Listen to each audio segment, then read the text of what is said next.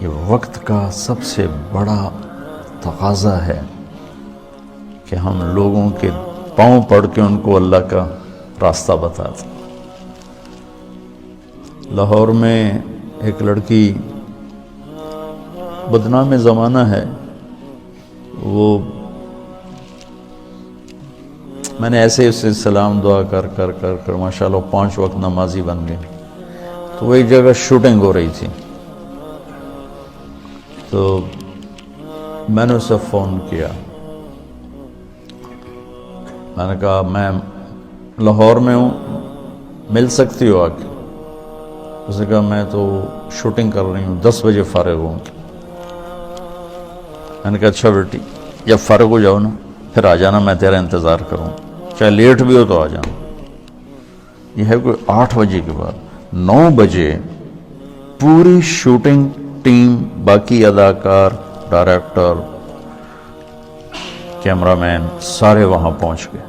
میں بڑا حیران ہوں. میں نے کہا ہے تم تو کہہ رہی تھی میں 10 بجے فارغ ہو گئی.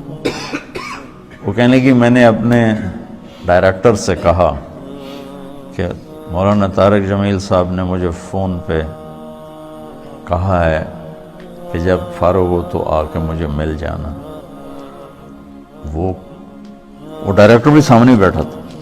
تو یہ کہنے لگے کہ مولانا طارق جمیل صاحب تیرے جیسی لڑکی کو فون کریں گے، یہ کیسے ہے؟ انہوں نے کہا آپ یہ کہتے ہو تو مجھے بیٹی کہتے ہیں. تو اس نے کہا شوٹنگ آف کرو، اور پورا سارا شوٹنگ کا جتنا بھی عملہ ہے چلو چل کے مولانا کی ملاقات کرو. میں اس آدمی کو دیکھنا چاہتا ہوں جو ایک طوائف کو بیٹی کہتا ہے. وہ سارے مجھے ملنے آ گئے، سارے. صرف ممبر پہ بیٹھ کے تقریر کرنے کا تمہیں شوق ہوتا ہے کہ ہم بھی علامہ کہلائیں، ہمارے بھی کوئی جوتے اٹھائے، کوئی بیگ اٹھائے، کوئی آگے چلے، کوئی پیچھے چلے، کوئی چائے پیش کرے، کوئی روٹی پیش کرے. شاہ اسماعیل شہید نے بازار حسن میں گشت کیا تھا، موتی طوائف کے پاس گئے تھے.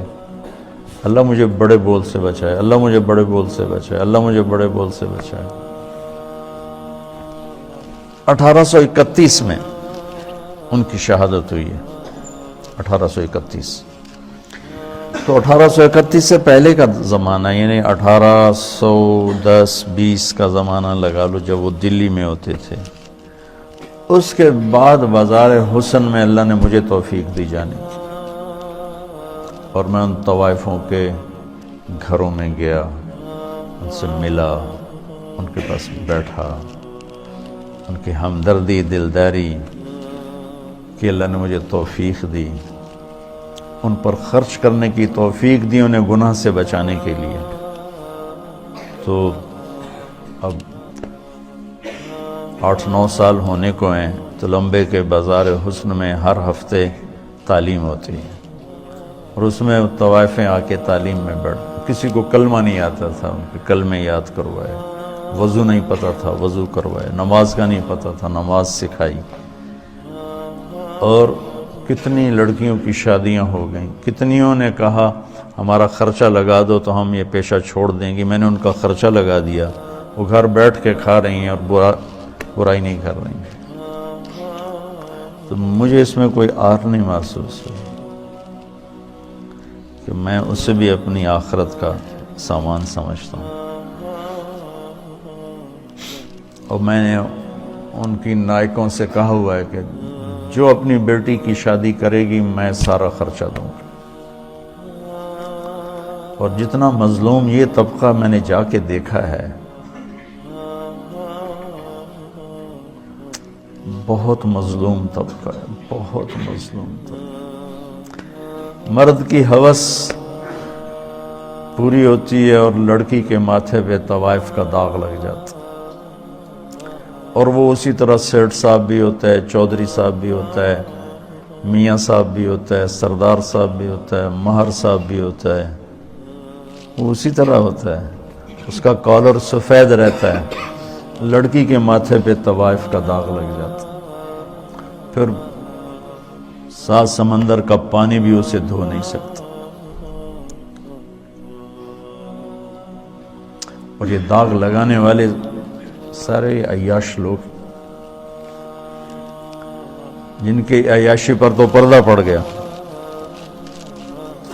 اور اس کے ماتھے پہ کالا داغ لگ گیا. ایک ماں بڑی طوائف ہے، اس کی بیٹیاں جوان ہیں، تو میں نے کہا تو ان کا کوئی رشتہ تلاش کر، میں سارا خرچہ تمہیں دوں گا، شادی کرائیں. اور کہنے لگی مولانا صاحب طوائف کے کوٹھے پہ کون رشتہ مانگنے آتا ہے؟ مجھے لگا جیسے کسی نے میرا دل چیر کے رکھ دیا. طوائف کے کوٹھے پہ رشتہ مانگنے کون آتا؟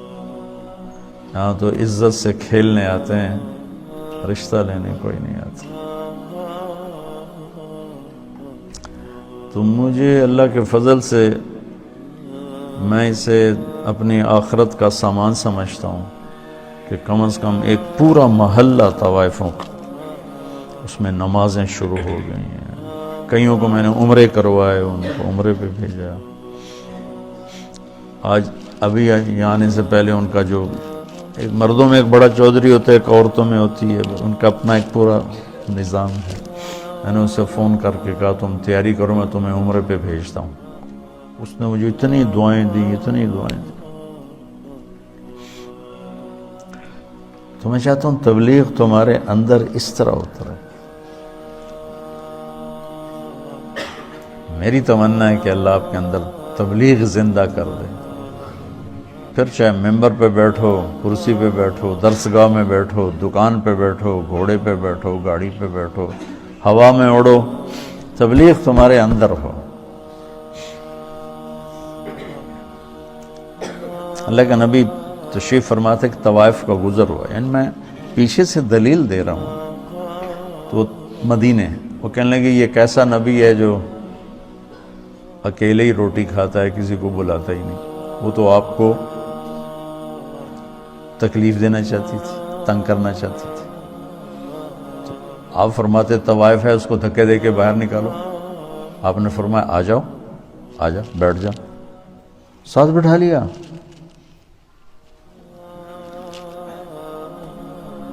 تو کھاؤ. اس کا مقصد کھانا نہیں تھا، اس کا مقصد آپ کو غصہ دلانا تھا، آپ کو تنگ کرنا تھا کہ یہ کچھ کہیں گے پھر میں کہوں گی ویکھ لیا توڑا نبی اے گلاں کردا ہے. کہنے لگی یہ نہیں کھاؤں گی، جو تیرے منہ میں لقمہ ہے، چبا رہے، وہ نکال کے مجھے کھلاؤ. تو آپ نے منہ سے اس کو اسی وقت نکال دیا. ہمارے پنجابی کی مثال ہے، کبا سمجھتے نا، کبڑا، کبے نو کہیں لت ماری وہ سدھا ہو گیا.